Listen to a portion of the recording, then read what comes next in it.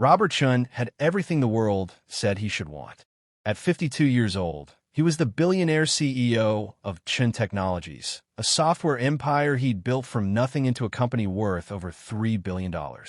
His corner office on the 45th floor overlooked all of San Francisco.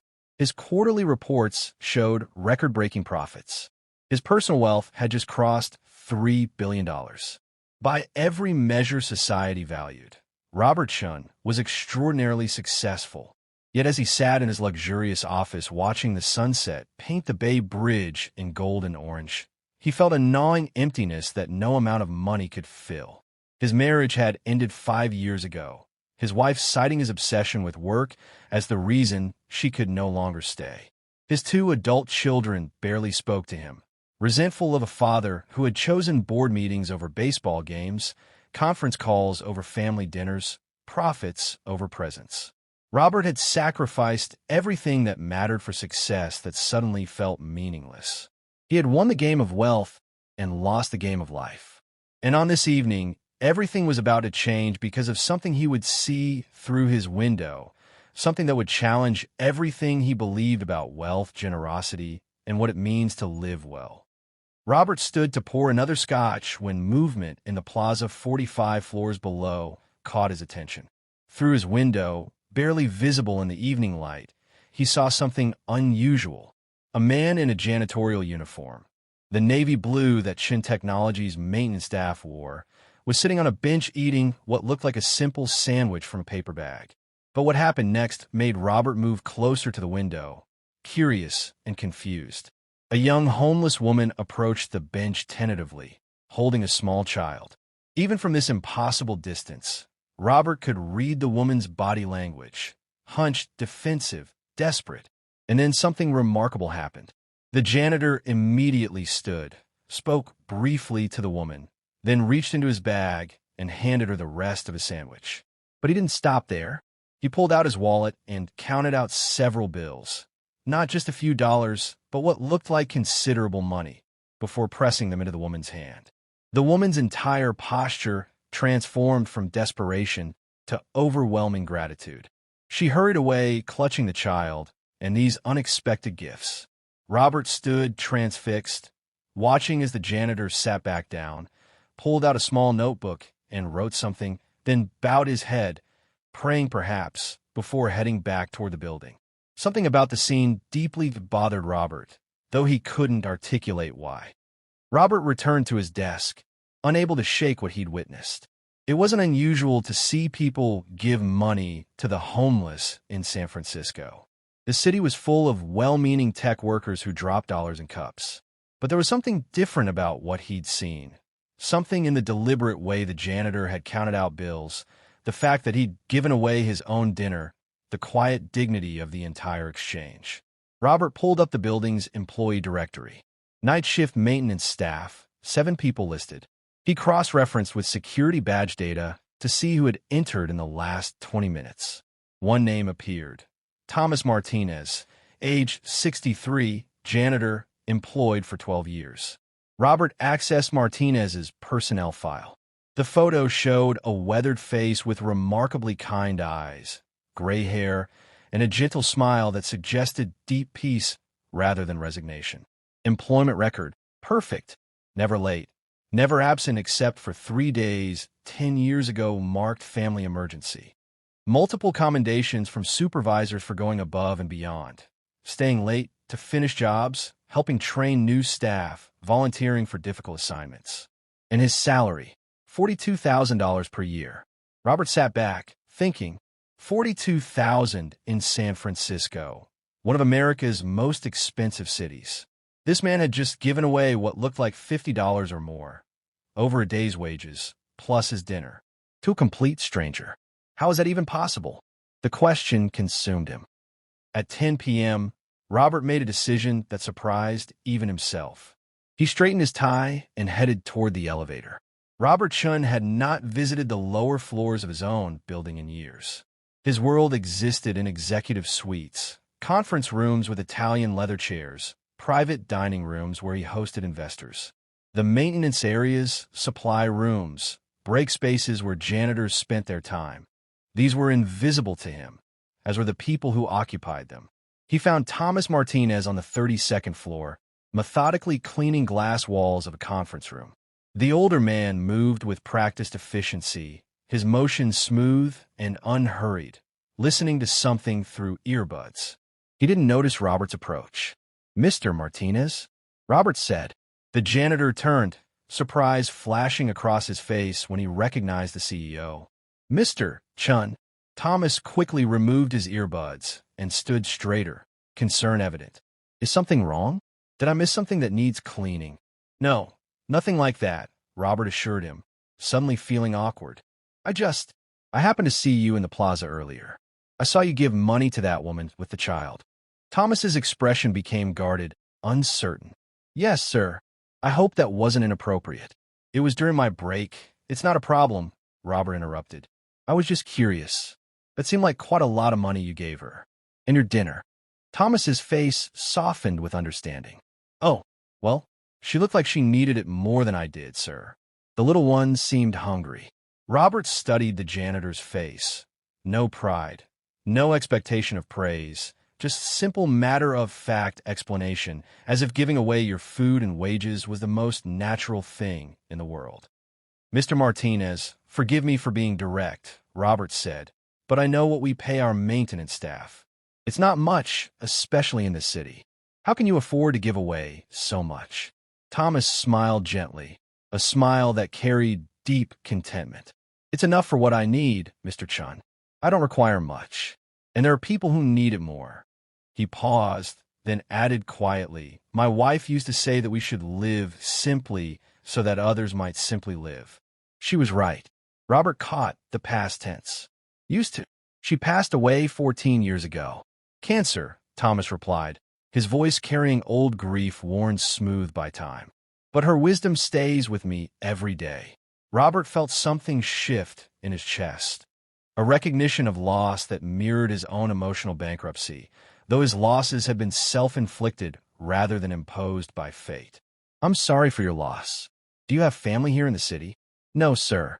My wife and I never had children of our own, though we always wanted them. After she passed, I stayed in our small apartment. I don't need much space, just me and the memories."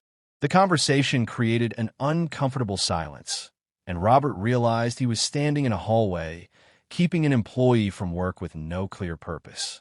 "Well, I'll let you get back to it. I just wanted to thank you, I suppose, for your service here and for your kindness to that woman." "Just doing what I can, Mr. Chen," Thomas replied with that warm, genuine smile. "Have a good evening, sir." As Robert walked away, he couldn't shake the encounter. There was something about Thomas Martinez, a peace, a contentment, a quiet dignity that contrasted sharply with Robert's affluent misery. 3 weeks passed.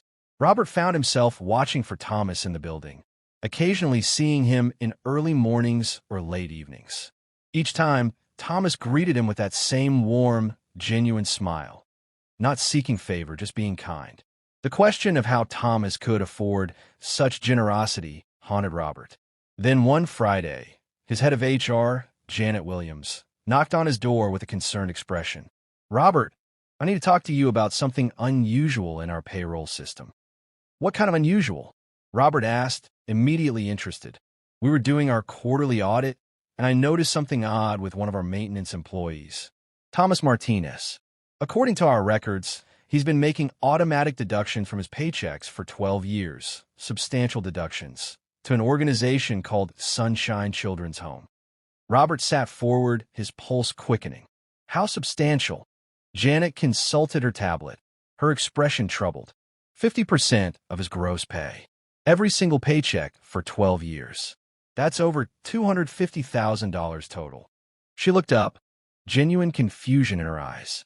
"Robert, he only makes $42,000 a year. He's been living on half that, $21,000 a year, in San Francisco. I don't understand how he's even surviving. How is he paying rent? Buying food? It doesn't make sense."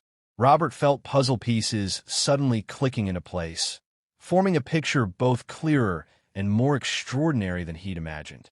"What is Sunshine Children's Home?" "I looked it up," Janet said. It's an orphanage and foster care facility about 40 miles from here in Richmond. Small operation, maybe 30 kids at any time. They're chronically underfunded, always on the verge of closing. After Janet left, Robert sat in stunned silence, processing what he'd learned. Thomas Martinez had been giving away half his income, every paycheck for 12 years, to children he'd never even fathered, to orphans, while living on barely enough to survive in one of America's most expensive cities. Robert thought about his own charitable giving. Chen Technologies donated to various causes, mostly high-profile organizations where donations came with naming rights, tax benefits, and positive PR. Robert personally gave his alma mater, to the opera, to causes that enhanced his social standing. But it represented less than 2% of his wealth, and it was giving that cost him nothing, sacrifices that required no sacrifice. Thomas Martinez was giving away half of a salary already barely sufficient. He was eating simple sandwiches while Robert dined at Michelin-starred restaurants, living in a tiny apartment while Robert owned a 7-bedroom mansion in Pacific Heights. And somehow, impossibly, Thomas seemed happier. That realization gnawed at Robert, challenging everything he'd built his life around. Robert made another impulsive decision. He was going to visit Sunshine Children's Home. The drive to Richmond took him through parts of the Bay Area he never visited. Working-class neighborhoods, industrial zones, areas that existed entirely outside his wealthy bubble. His Tesla felt obscenely conspicuous in these surroundings. The children's home itself was a converted elementary school, its paint faded, playground equipment old but well-maintained. A hand-painted sign above the door read, "Where every child matters." Robert parked and walked to the entrance, feeling completely out of place, but driven by a need to understand what Thomas had been supporting all these years. Inside, Robert found a small reception area with worn linoleum floors and walls covered in children's artwork, crayon drawings, paintings, handmade card with messages like, "Thank you for caring, and this is my family now." A woman in her 50s looked up from a cluttered desk, surprise evident on her face at seeing someone so obviously out of place in their modest facility. "Can I help you?" she asked cautiously. "My name is Robert Chen. I'm here to inquire about your facility and your funding. I understand you receive support from one of my employees." The woman's expression shifted to cautious hope, the look of someone who'd learned not to expect too much, but couldn't help hoping anyway. "I'm Margaret Rivera, the director. Are you talking about Thomas Martinez?" "Yes. I just learned he's been donating half his salary to your organization for 12 years. Margaret's face softened immediately, filling with warmth and genuine affection. He's extraordinary. Without his support, we honestly might have closed years ago. He's kept us running when nothing else could. Would you like to see what his generosity has made possible?" For the next hour, Margaret walked Robert through the facility. She showed him dormitory rooms where children of various ages lived in cramped but clean quarters, bunk beds with colorful blankets, walls decorated with posters and personal items, small spaces made warm through care, if not comfort. She introduced him to staff members, social workers, teachers, counselors, all working for modest salaries because they believed in the mission, because these children deserved advocates.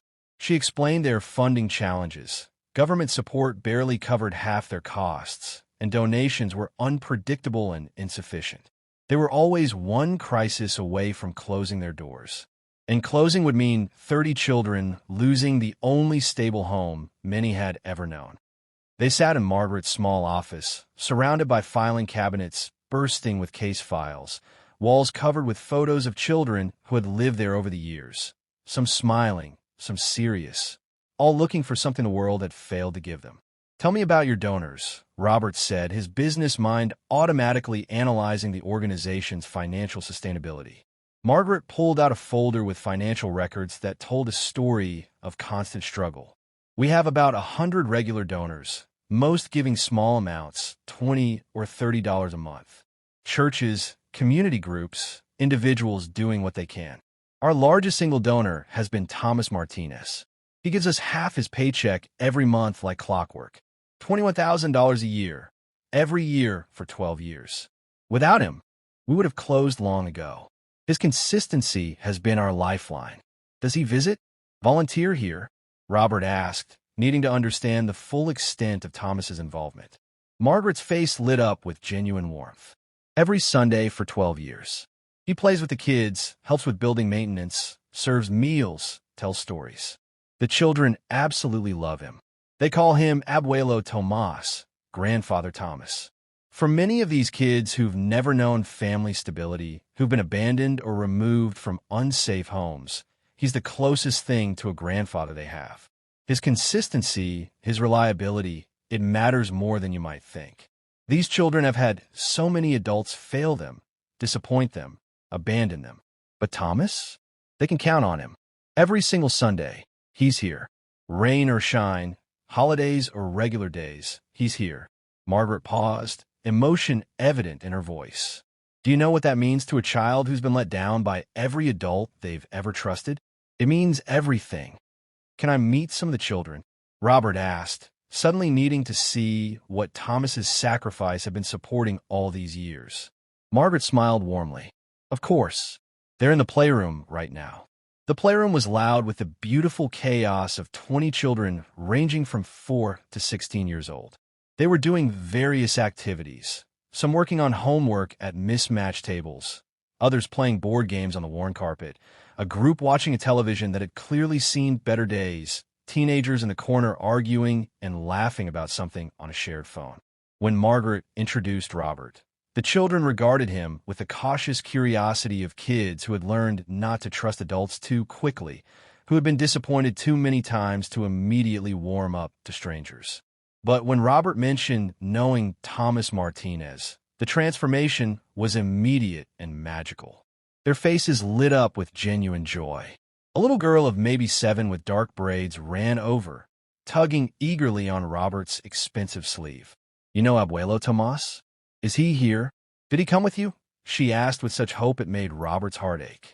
Not today, sweetheart, Robert said gently, kneeling to her level. But I work in the same building where he works. I see him often. He's the best, a teenage boy said from across the room, his voice carrying the defensive toughness of a kid who'd had to grow up too fast, but also genuine affection.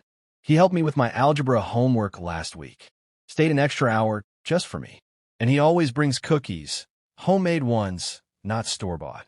He tells the best stories, another child chimed in enthusiastically, about when he was young in Guatemala and about his wife. She sounded really nice. I wish I could have met her. Then a quiet girl of about 12, sitting alone on a worn couch, spoke up softly, but with absolute conviction. Everyone in the room turned to look at her. He saved my life. The room fell completely silent. The girl continued, her voice still quiet but steady.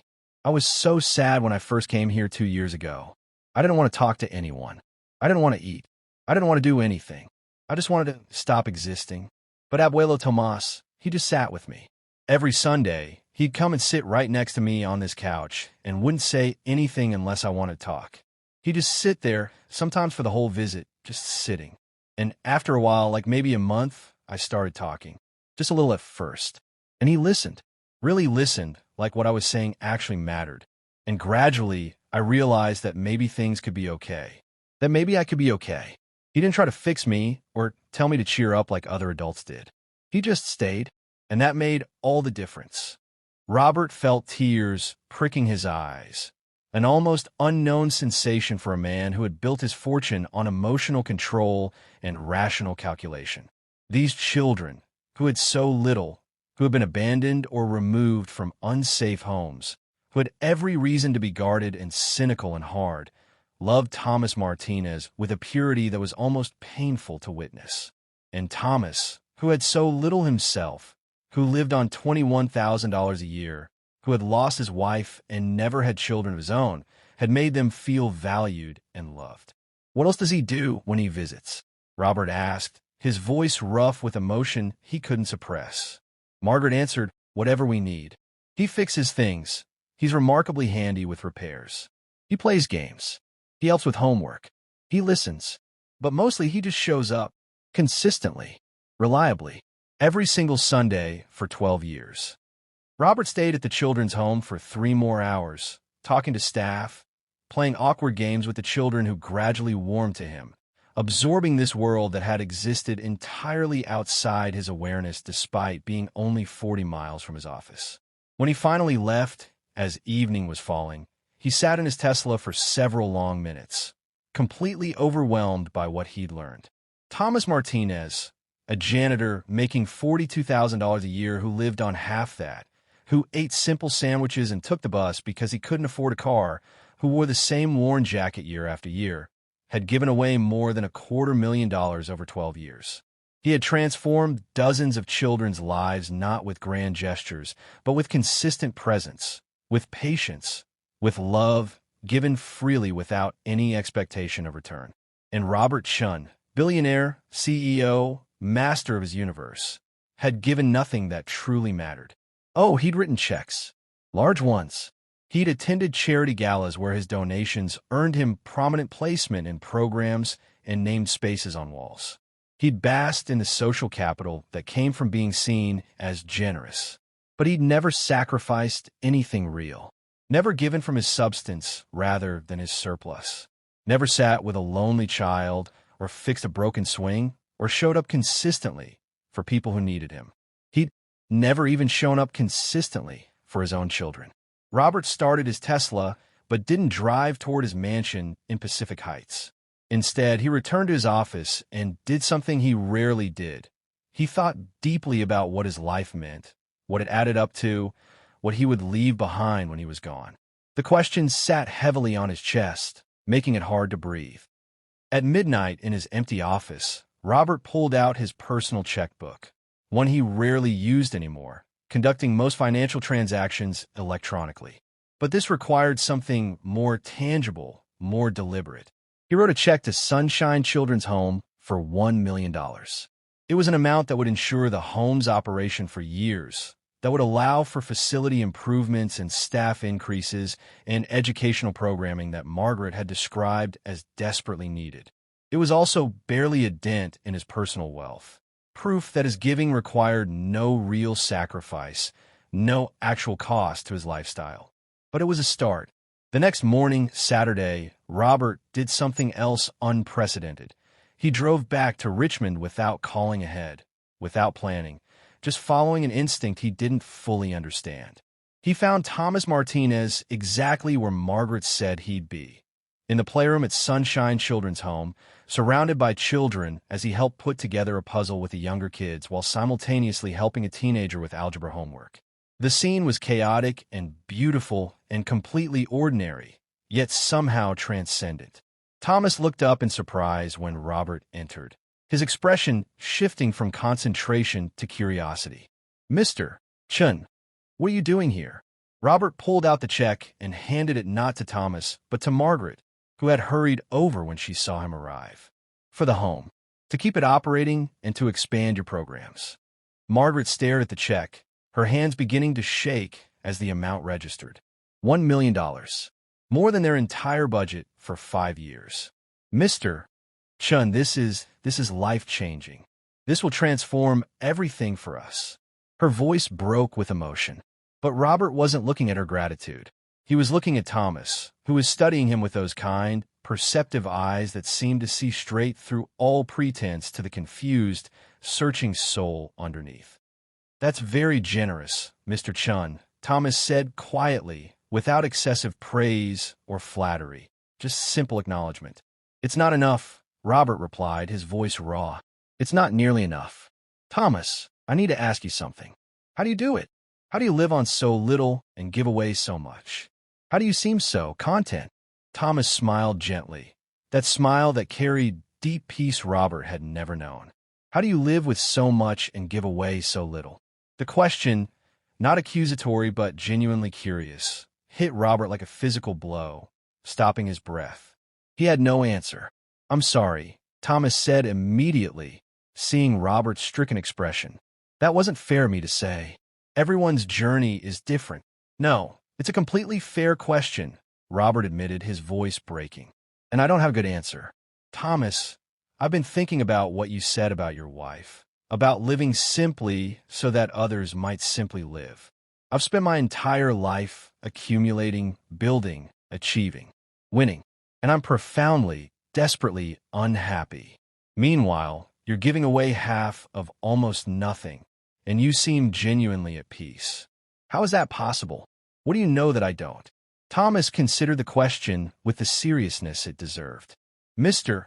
Chen, with all respect, I think maybe you're asking the wrong question entirely. It's not about how much we have in our bank accounts. It's about what we truly value in our hearts. My wife and I never had much money, but we had each other, and we had purpose. We believe that every single person has inherent worth, and that we're called to honor that worth in others, especially those whom society overlooks and discards. He gestured around the playroom, where children were watching this interaction with curious eyes. These kids, they've been abandoned, neglected, some severely abused. Society sees them as problems to be managed, as statistics in an overwhelmed foster care system. But they're remarkable human beings with enormous potential and dreams, and the capacity to give and receive love if someone will just show them how. Thomas continued, his voice gentle but passionate. When I give my paycheck to keep this home running, I'm investing in their futures, in their potential, in their humanity. And when I come here on Sundays, I'm not sacrificing my time. I'm receiving far more than I ever give. These children have taught me about resilience I never knew was possible, about forgiveness I couldn't imagine, about finding joy in simple things. They've kept me from drowning in loneliness after my wife died. They've given my life meaning and purpose. So really, Mr. Chen, who's helping whom? Robert felt tears streaming down his face. In front of his employee, in front of children, in this public space, and he didn't care anymore about appearances or control. I've wasted my life, he said hoarsely, the words torn from somewhere deep. I've prioritized all the wrong things for so many years. My family hates me. I have no real friends. I'm rich and successful and completely, utterly empty inside. Then change, Thomas said simply, as if transformation were the easiest thing in the world. It's not too late, Mr. Chen. It's never too late to choose differently, to value what actually matters. I don't know how, Robert admitted, and the confession felt like both failure and liberation. I don't know how to be different than I've been. Start small, Thomas advised with infinite patience. Show up. Be present. Give from your life, not just your bank account. These children don't need your money as much as they need adults who will invest time in them, who will see them and value them for who they are. Thomas paused, then added more quietly. And your own children, your family, they don't need your wealth either. They need you. The real you. Not the CEO, not the billionaire. Just you, present and engaged and willing to be vulnerable enough to love them properly. Robert Chen, who had built a billion-dollar company through careful strategy and calculated risk-taking, made the most impulsive decision of his entire life. I want to volunteer here, regularly, every week. Can I do that? Margaret, who had been listening to this extraordinary exchange with evident emotion, nodded emphatically, hope lighting up her tired face. We would be honored to have you, Mr. Chen. Absolutely honored. I don't know what I have to offer these kids, Robert admitted, suddenly feeling the full weight of his inadequacy. I'm not particularly warm or patient. I don't know how to talk to children. I've failed my own kids completely. What could I possibly offer? You can learn, Thomas assured him with quiet confidence. And in the meantime, you have other valuable skills. You're a businessman. You could help Margaret with strategic planning, fundraising, operational efficiency. You understand technology. You could help the older kids learn job skills for the modern economy. And most importantly, you can show up. Consistency matters far more than competence, Mr. Chen. Just being here, being reliable, being present, that's what these children need most. Robert looked around the playroom at the faces watching him. Some curious, some skeptical, some hopeful. These children who have been failed by so many adults. Could he possibly be different? Could he show up for them when he'd failed to show up for his own children? I'll try, Robert said, and the words felt like a sacred vow. I'll really try.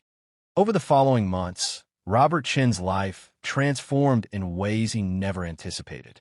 He began volunteering at Sunshine Children's Home every Saturday, initially awkward and uncertain, completely out of his element. The first few weeks were painful. He didn't know how to talk to the children without sounding condescending or distant. He felt uncomfortable sitting on the floor for board games. He had no idea how to respond when a child shared something difficult from their past. He was used to boardrooms and negotiations, not playrooms and emotional vulnerability.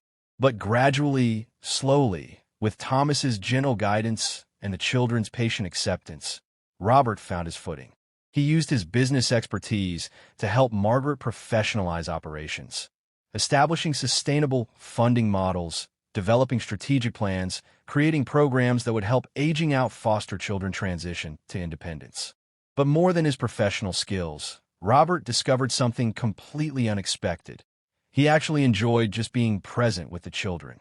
He helped with homework, his rusty algebra skills improving as he worked through problems with teenagers.